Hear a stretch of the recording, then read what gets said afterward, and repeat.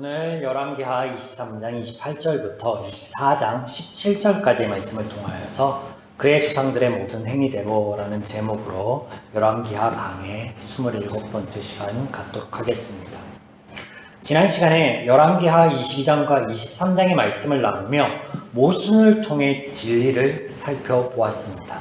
간략히 정리하자면 이스라엘에게 하나님의 성전은요, 신앙의 유산이나 예배의 장소가 아니었습니다. 우상 숭배의 온상으로서의 곳간이었습니다. 또한 종교 지도자들은 하나님께 제사를 드리며 하나님의 말씀을 가르치는 자들이 아니었습니다.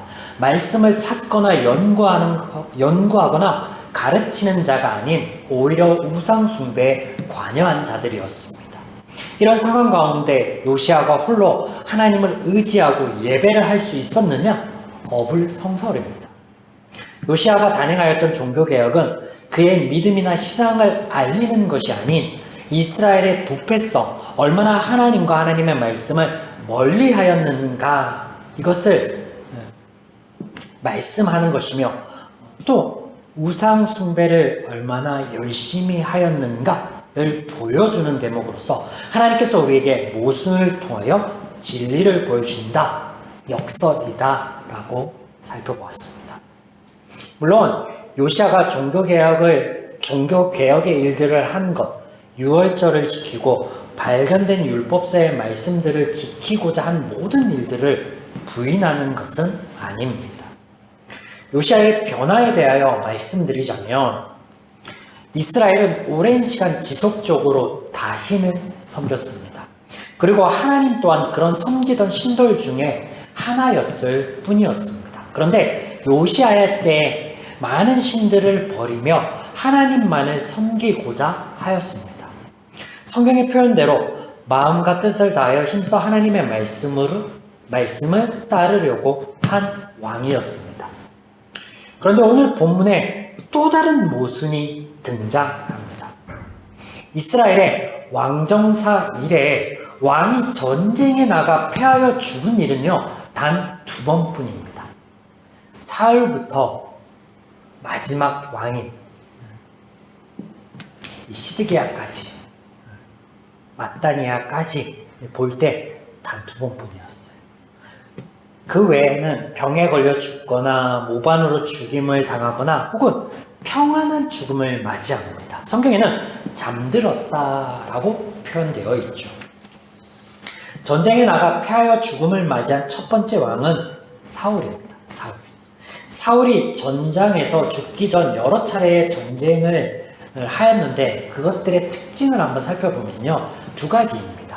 하나님의 은혜로 전쟁에서 승리하였다는 것이 첫 번째고, 2번째는 그의 불신앙, 하나님의 말씀을 듣지 않고 자신의 소견에 옳은 대로 행하였다라는 것. 그의 마지막 전투가 블레셋과의 전쟁인데요, 블레셋이 이스라엘을 치고자 할 때 사울은요, 신접한 여인, 즉 주술사, 무당을 찾아가서 의지하고자 합니다.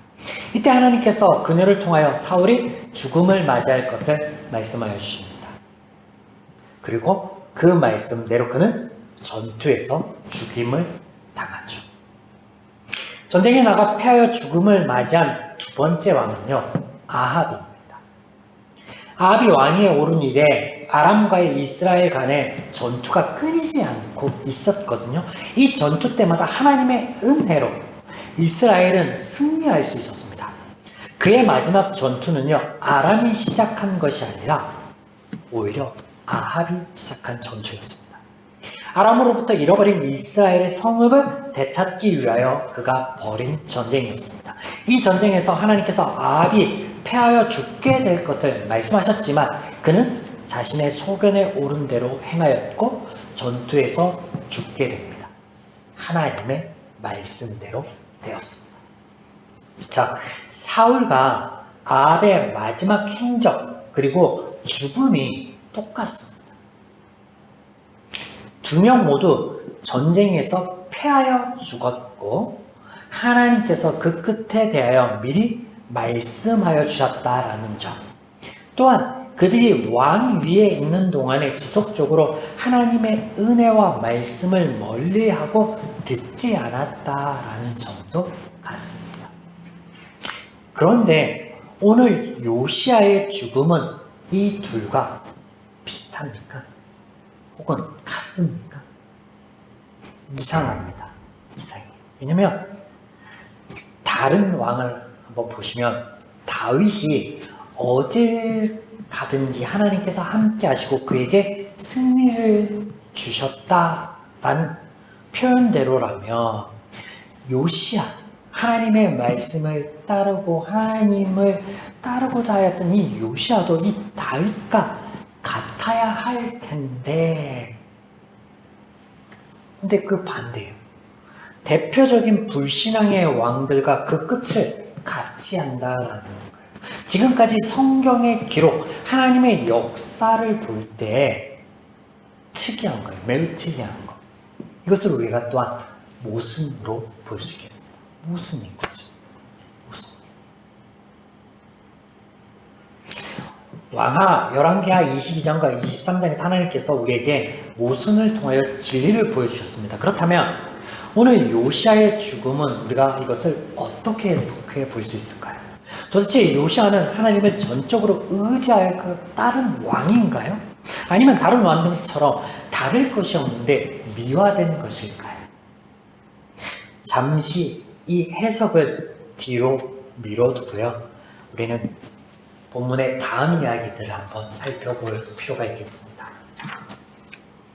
열왕기하 24장에는 두 명의 왕과 함께 두 가지의 이야기가 등장합니다. 편의상 나눠져 있는 우리말 성경의 구분을 문맥과 원어상의 구성에 맞춰 보면요. 사실 이 24장의 시작은 요시야의 죽음 이후인 23장 31절부터 되겠습니다. 그래서 이후의 말씀을 나눌 때 제가 24장 혹은 본문으로 지칭할 때 이것이 31절부터 24장 17절까지구나 라는 것을 염두에 두시면 되겠습니다. 이해가 되시죠? 네. 그래서 등장하는 인물로만 보면, 본문에 등장하는 인물로만 보면 네 명의 왕이 나옵니다. 요시야가 죽은 후 요아스가 왕이 되나 이집트의 왕 바로에 의해서 폐위되고 엘리야김이 왕이 됩니다. 엘리야김 후에 요야김이 왕이 되나 바벨론에 의하여 그도 사로잡혀가고 마따니아가 대신하여 왕이 됩니다. 그래서 요아스, 엘리야김, 요야김, 마따니아 이렇게 네 명의 왕이 등장하죠. 하지만 이 이야기의 전개와 시대적인 정황들을 보면 두 가지의 동일한 이야기를 반복적으로 기록하고 있음을 우리는 알 수 있습니다. 그 반복적인 이야기가 뭐냐? 요아스와 엘리야김 그리고 이집트와의 관계가 한 덩어리입니다. 한 이야기입니다. 그리고 여호야김과 마따니아 그리고 바벨론과의 관계, 이것이 한 덩어리로서 한 이야기가 됩니다. 자, 본문에 이집트와 바벨론이 등장하죠. 그리고 그 틈바구니 속에 유다라는 약소국이 있습니다. 이야기의 전개를 이해하기 위해서는 그간 유다의 왕들이 국제 정세 속에서 어떻게 정책들을 펼쳤는가를 함께 살펴보면 조금 이해하는 데 더 도움이 될 듯 합니다.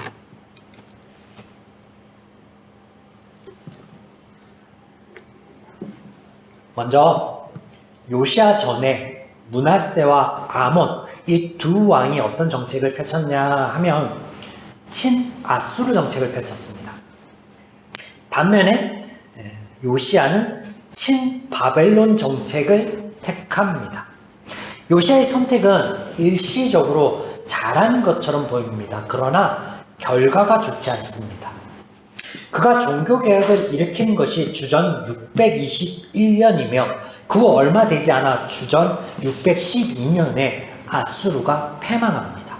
여기까지 보시면 아수르에서 바벨론으로 정책을 바꾼 것이 성공적으로 보입니다. 요시야 전에 므낫세와 암몬은 친아수르 정책을 선택했었거든요. 근데 이 요시야가 친바벨론 정책을 선택하였는데 얼마 지나지 않아서 이 아수르가 패망하였기 때문에 바벨론에 의해서.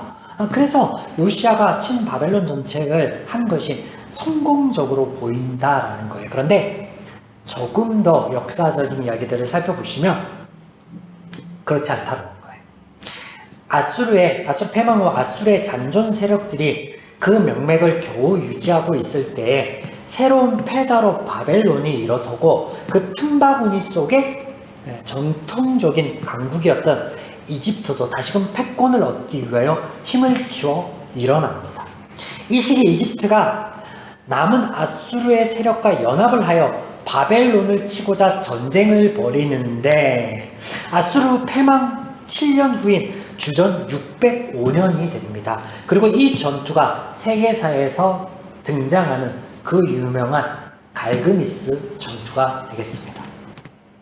자, 그리고 바벨론 편에 섰던 요시야는 이 갈그미스 전투를 위해서 북진하고 있던 이집트군을 무깃도에서 막아섭니다. 왜? 친바벨론 정책을 서고 있으니까 아수르와 연합하여 이집트가 바벨론을 치고자 하니까 막아서는 거예요.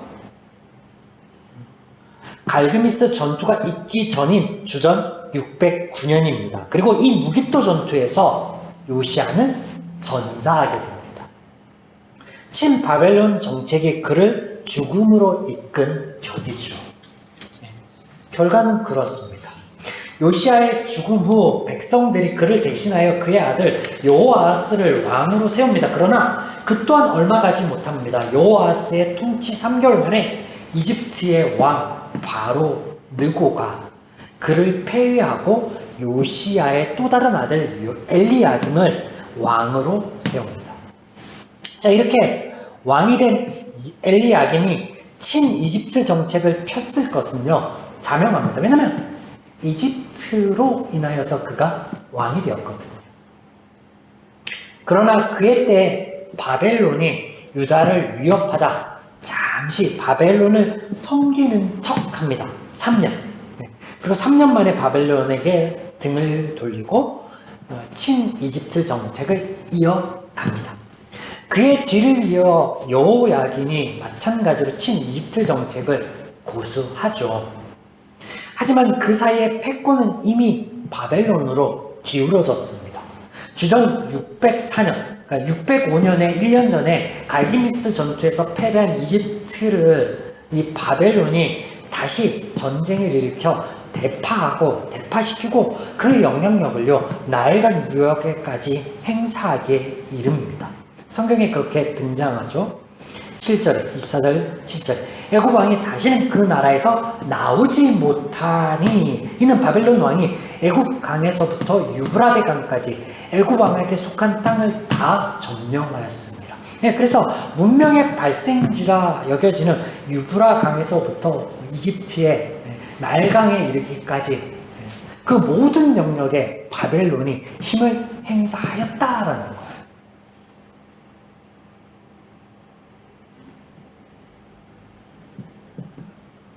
자, 이에 여호야긴이 왕 위에 오르지만 이집트 때와 마찬가지로 이제는 바벨론이 그를 사로잡아갑니다. 왜냐하면 친이집트 정책을 피고 있거든요. 이집트가 망하여서 꼼짝 못하는데도 여전히.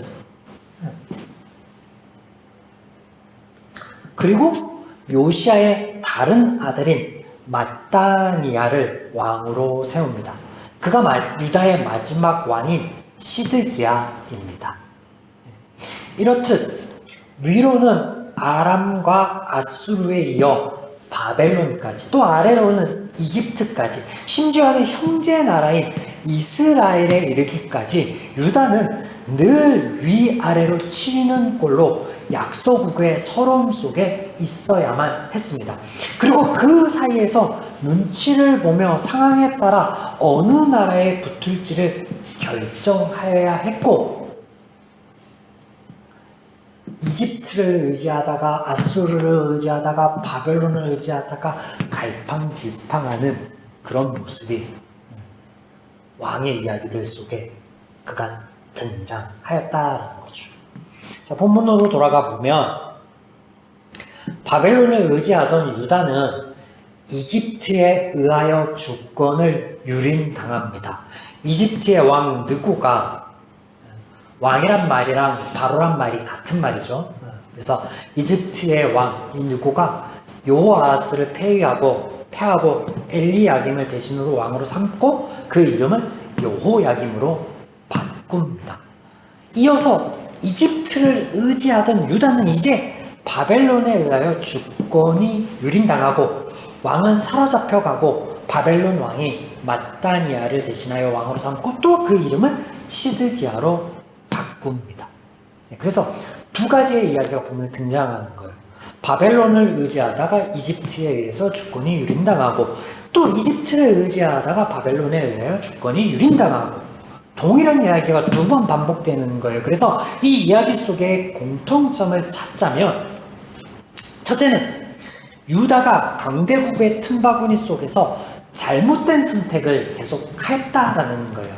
그 선택은 아수르의 납사개의 말처럼 썩은 갈대 지팡이를 의지한 것입니다. 그들의 하나님을 대신하여 그 썩은 것들을 의지하였다라는 거예요.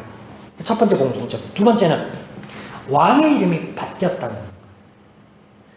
지배국의 이 왕이 피지배국의 왕의 이름을 명명한다라는 것은 완전한 지배권을 갖는다라는 의미를 갖습니다.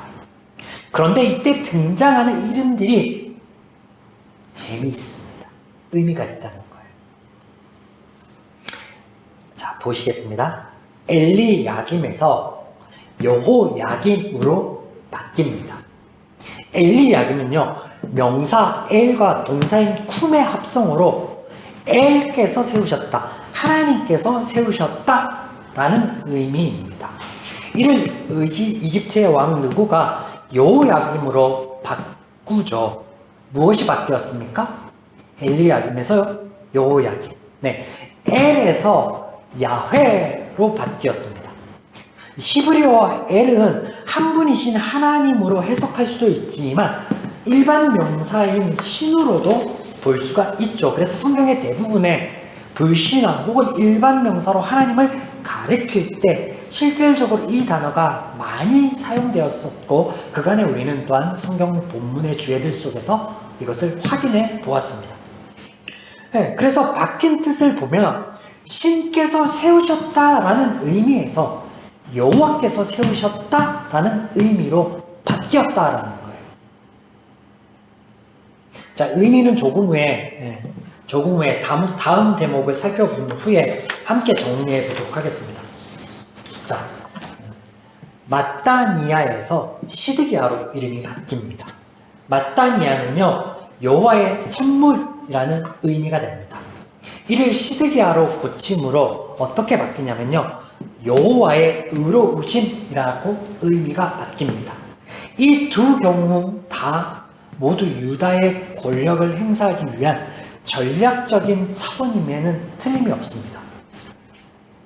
이 정치적, 전략적 차원에서 이름을 바꿨습니다. 이집트가 바벨론이. 그건 틀림없는 역사적인 사실이에요. 그런데 성경에서 우리는 하나님이 직접 이름을 주셔 바뀐 과정을 더러 살펴보았습니다.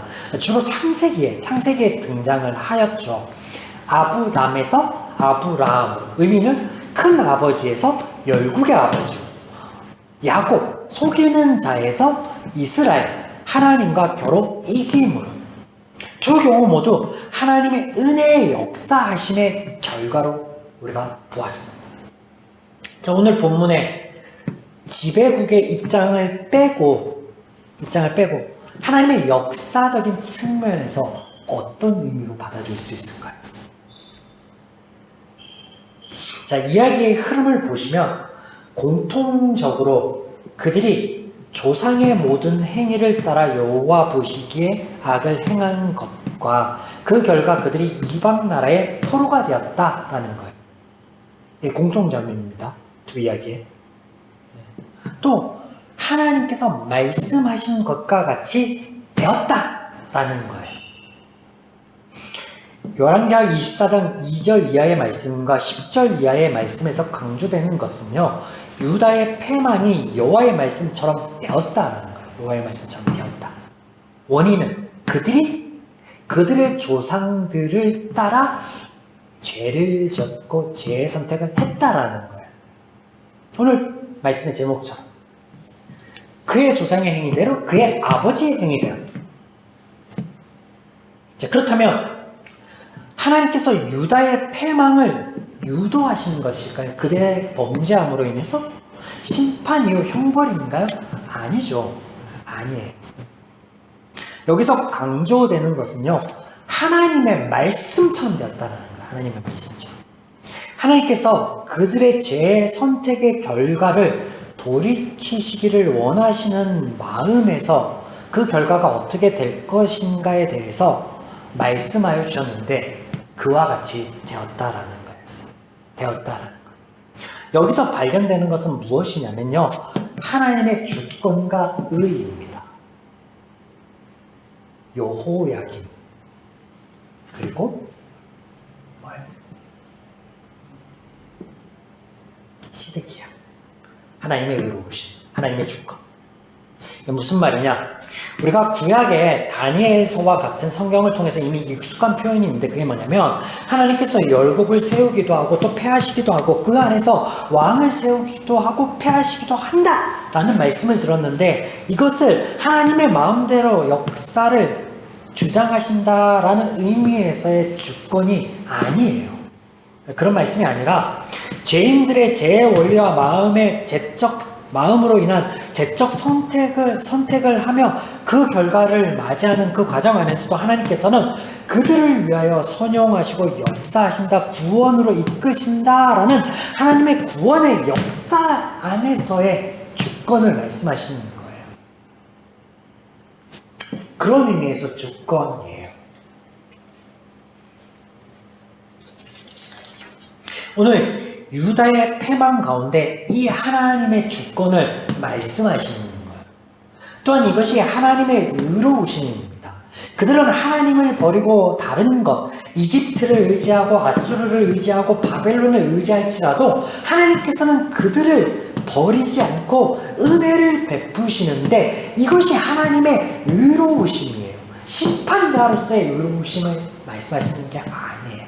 하나님의 의, 하나님의 정의는 그들은 버릴지라도 그들은 언약을 파괴할지라도 하나님은 그들과 다르다라는 거예요. 이것이 하나님의 의로우심인데 이 이름을 통해서 이것을 우리에게 보여주시고 시사하여 주신다라는 거죠. 이스라엘이 구한 왕은 제도의 문제가 아니었습니다. 그들이 그들의 책임자요 보호자인 왕으로서의 하나님을 버리고 스스로 선택과 기준에 의하여 자신들이 필요로 하는 사람을 왕으로 세운 것입니다. 그 결과가 본문이에요. 이스라엘의 패망. 그간에 우리가 살펴본 것처럼 하나님께서 이스라엘의 행위의 기반으로 하여 역사하지 않으십니다. 하나님께서 선포하시길 그들을 당신의 백성으로 하나님 당신은 그들의 왕으로 어버이로 말씀하셨습니다. 그리고 그 은혜요 사랑을 기반으로 지금까지 역사하셨습니다. 성경은 이스라엘이 선택한 왕, 그들의 왕이 되어주시는 하나님과 더불어서 비교함으로 우리에게 묻고 있고 보여주고 계십니다. 누가 진정한 이스라엘을 위한 왕인가?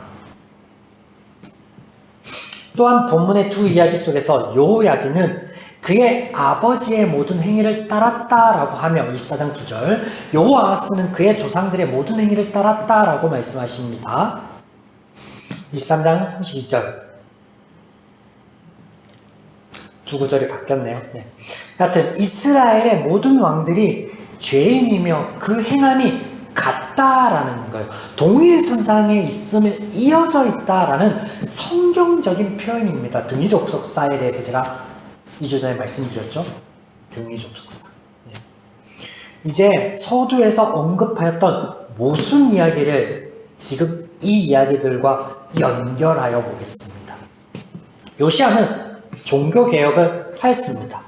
만신을 섬기던 정책을 뒤로하고 여호와만을 섬기고자 하였습니다. 그러나 종교 정책과는 달리 정치적으로는요, 친바벨론 정책을 폄으로 바벨론을 의지하였습니다.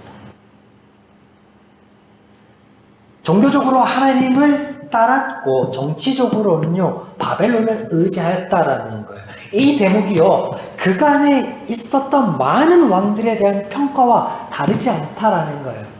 그가 모든 일들을 여로보암의 길을 따라 행함으로 악하였으나 그나마 상당은 제거하였다. 혹은 그가 다윗의 길로 행하여 옳았으나 상당은 패하지 않아야 했다라는 것과 동일한 표현이잖아요. 하나님을 따랐다, 하나님을 의지하였으나 정치적으로는 바벨론을 의지하였다. 하나님께서는요 모순을 통해 지금 진리, 죄인의 한계를 보여주시는 거예요. 다르지 않음을 보여주고 계신 거예요. 또한 요시야가 생전 처음 전해들은 율법서에 의해서 감동이 되어지고 여호와를 따르고자 하는 마음이 든 것, 이것 자체가 하나님의 주권적인 역사로서 은혜로 보아야 마땅하다는 거예요. 하나님의 의로우심입니다. 비록 이스라엘이 하나님을 버리고 멀리할지라도 하나님께서 이스라엘의 왕으로 당신의 역할을 계속하였습니다. 그러나 결국 이스라엘은요 패망합니다. 우리가 이것을 볼 때 드디어 하나님께서 왕으로서의 책임과 역할을 포기하신 것인가? 아닙니다. 이스라엘의 패망조차도 하나님의 은혜입니다. 왜 은혜인가요? 여러분, 아담과 하와가 죄를 지은 후에 에덴 동산에서 나가게 됩니다. 하나님이 쫓아냈다라고 표현하지만요, 이것이 은혜입니다. 왜냐하면 하나님과 틀어진 관계, 그 불편한 관계 속에서요, 계속 있는 것 자체가 어려워요. 우리가 내 마음과 맞지 않는 나와 계속 트러블 관계 가운데 있는 사람과 계속 일을 해야 돼. 계속 한 지붕 안에 살아야 된다. 그걸 못해서 이혼을 하고 직장을 옮기는 거예요. 하나님이 아담과 하와를 위해서, 하나님은 다르지 않는데, 하나님은 변하지 않는데 보내심과 같이 마찬가지로 이스라엘이 지금 하나님의 모순을 통해서 진리, 죄인의 한계를 보여줬잖아요. 그들은 늘 하나님과 하나님의 말씀과 멀어질 거란 말이에요. 그런데 그런 그들이 계속 그렇게 죄의 선택을 하며 깨어지고 부서지고 아파할 텐데 그 상태로 계속 놓아두는 게 은혜가 아니에요. 달랑달랑 생명줄만 하나님께서 은혜의 역사를 이어가심으로 달랑달랑 생명줄만 그 명령만 유지시켜 놓는 게 그게 은혜가 아닌 거예요. 죄인의 한계 속에 그 죄의 결과를 보여주시고 패망함으로 하나님이 다른 하나님의 역사를 선포하시잖아요. 너희의 한계, 그래서 그리스도를 너희의 구원자로 내가 직접 너희 가운데 가겠다라고요. 사랑하는 여러분, 오늘 말씀을 통하여서 우리가 깨닫게 되는 것은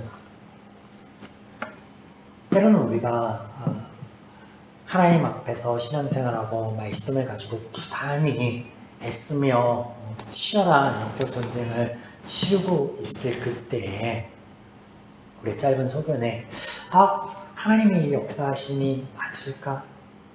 하나님의 역사하심이 보이지 않고 오해될 때가 있을 것입니다. 근데요, 우리에게 아픔을 하나님께서 주셨다라고 할지언정, 그게 진실일지언정요, 그게 하나님의 은혜고 그게 하나님의 역사고 주권이고 의로우십니다라는 이 사실은 변하지 않습니다. 그래서 오늘 말씀을 통하여서 하나님이 우리를 향하여 그러하듯 우리 또한 그 하나님을 의지하고 믿는 그 믿음이요, 때로는 우리가 우리의 연약함 때문에 원망할 수도 있고 불평할 수도 있지만 포기되어지거나 놓쳐지지 않는, 놓아지지 않는 그런 우리의 길을 또 맞이하는 8월의 한 달의 발걸음과 일주일의 발걸음의 길을 주님의 이름으로 축원드립니다.